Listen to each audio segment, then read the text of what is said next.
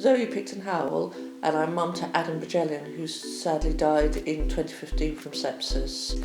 Adam was born in 2000 in the south of England, and he went on to acquire other health problems related to his cerebral palsy. But despite that, he had a good, happy life and a very full life. He went to mainstream school, and then as he got older, he began writing poetry. He won lots of awards for his poetry writing.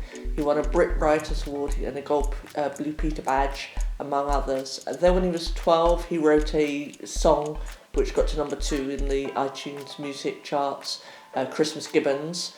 And so he got publicity around the world, so he became very well known. And then after that, organisations such as the NHS nationally started commissioning him to write things. So he wrote blogs and poems for them, and he blogged about his care as a young disabled person and the challenges he faced to get his healthcare and education.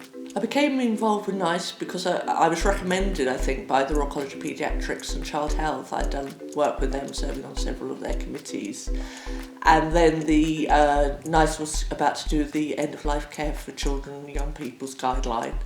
And I think I was recommended both because Adam had had care in lots of hospitals and had a potentially life-limiting condition. And also, at the time, I was doing a PhD looking into how doctors make end-of-life decisions for children and interviewing doctors around the country. So I think the Royal College thought that I would be a particularly good parent to be on the committee. I was a lay member on the committee, but the really positive thing about NICE is that all committee members are equal, and the chairs of the committees are trained to ensure that that is the case.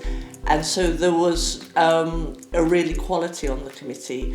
And one of the things that I always think, having served on lots of committees, that is a real test is whether an outsider could walk into the room and actually tell who were the lay members and who were the professional members. And I do think that certainly on the NICE committees I was on, and largely it was because of the way they were chaired, the chair always made a point of making sure the lay members did have the opportunity to contribute.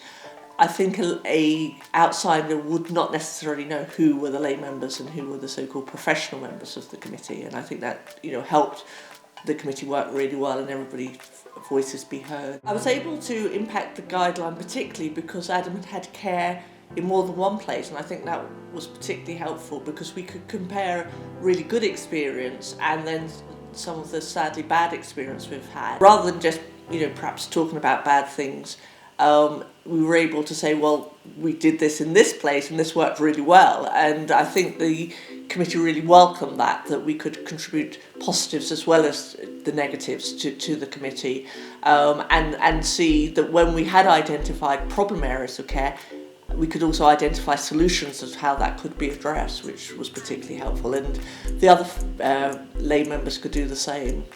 One of the biggest positives is that the guideline has become part of Adam's legacy. It's actually very kindly dedicated to him and the son of the other lay member, which was a lovely thing for NICE to do. And because we could talk about Adam's positive experiences and his negative experiences, it does mean that people can learn from both. His positive experience can perhaps be replicated elsewhere, and his negative experiences can be used as lessons so that they're not replicated elsewhere. And it does, and Adam actually died during the process of me being on the guideline committee, but it was a great comfort to me, the support I got from the other committee members and from the NICE staff, but also knowing that Adam's experiences would go on and help other people, and it would be part of his lasting legacy.